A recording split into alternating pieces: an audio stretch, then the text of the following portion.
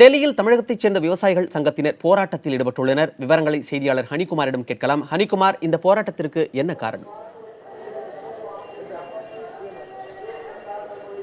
மணிமாறன், அதாவது இந்த காவிரி மேலாண்மை வாரியத்தை உடனடியாக அமைக்க வேண்டும், காவிரி நதிநீர் ஒழுங்காற்று குழுவை உடனடியாக அமைக்க வேண்டும் உள்ளிட்ட பல்வேறு கோரிக்கைகளை வலியுறுத்தி மார்க்சிஸ்ட் கம்யூனிஸ்ட் கட்சியினுடைய விவசாய அமைப்பான தமிழ்நாடு விவசாயிகள் சங்கத்தின் சார்பாக டெல்டா பகுதிகளை சார்ந்த சுமார் 200க்கும் மேற்பட்ட விவசாயிகள் டெல்லி ஜந்தர் மந்திரில் தற்போது கண்டன ஆர்ப்பாட்டத்தில் ஈடுபட்டிருக்கிறார்கள். அந்த காட்சி தற்போது நீங்கள் நேரடியாக வந்து பார்க்கலாம். குறிப்பாக காவிரி மேலாண்மை வாரியத்தை அமைக்க வேண்டும், காவிரி நடுநீர் ஒழுங்காற்று குழுவை உடனடியாக அமைக்க வேண்டும், காவிரி விவகாரத்தில் மத்திய அரசினுடைய நிலைப்பாடு உள்ளிட்ட கண்டிக்கும் விதமாக தற்போது விவசாயிகள் இந்த கண்டன ஆர்ப்பாட்டத்தில் ஈடுபட்டிருக்கிறார்கள். குறிப்பாக கர்நாடகாவில் நடைபெறுகின்ற தேர்தலை மனதில் வைத்து காவிரி விவகாரத்தில் மத்திய அரசு ஒருதலைபட்சமான ஒரு முடிவை எடுத்திருக்கிறது. எனவே மத்திய அரசுக்கு எதிராக தற்போது அவர்கள் கண்டன முழக்கங்களை எழுப்பி வருகிறார்கள்.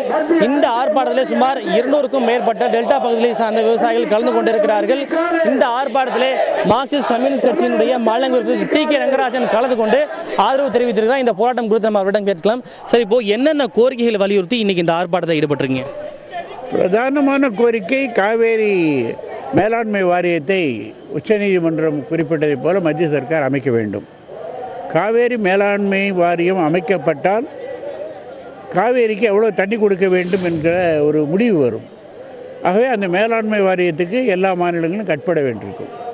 ஆகவே இன்று அது செய்யாது என்பது மத்திய சர்க்காருடைய மிகப்பெரிய குற்றம்.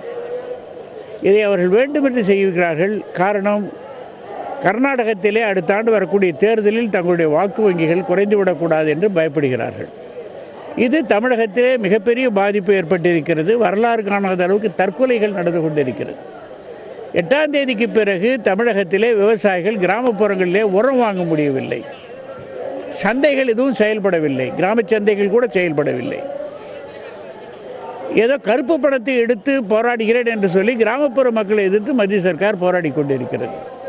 இதையெல்லாம் நேரடியாக சொல்வதற்காகத்தான் பிரதமரிடம் தேதி கேட்டோம்.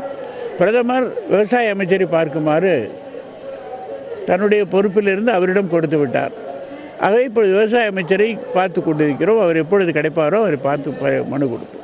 ஆனால் காவிரி மேலாண்மை வாரியம் அமைக்கக்கூடிய அந்த விவகாரத்தில் மத்திய அரசு என்ன சொல்லியிருக்காங்கன்னா, இது தன்னிச்சையாக செய்யக்கூடியது இல்லை, பாராளுமன்றத்தில் சட்டம் இயற்றி அதன் பிறகுதான் காவிரி மேலாண்மை வாரியத்தை அமைக்க முடியும் அப்படின்னு சொல்லியிருக்காங்க. ஆக காவிரி மேலாண்மை வாரியத்திற்கு அமைக்க முடியாதுன்னு சொல்ல சட்டம் இயற்றி தான் பண்ண முடியும்னு சொல்லியிருக்காங்க. அதுக்கு பற்றி உங்களுக்கு கருத்து என்ன? அது உண்மைக்கு புறமானது.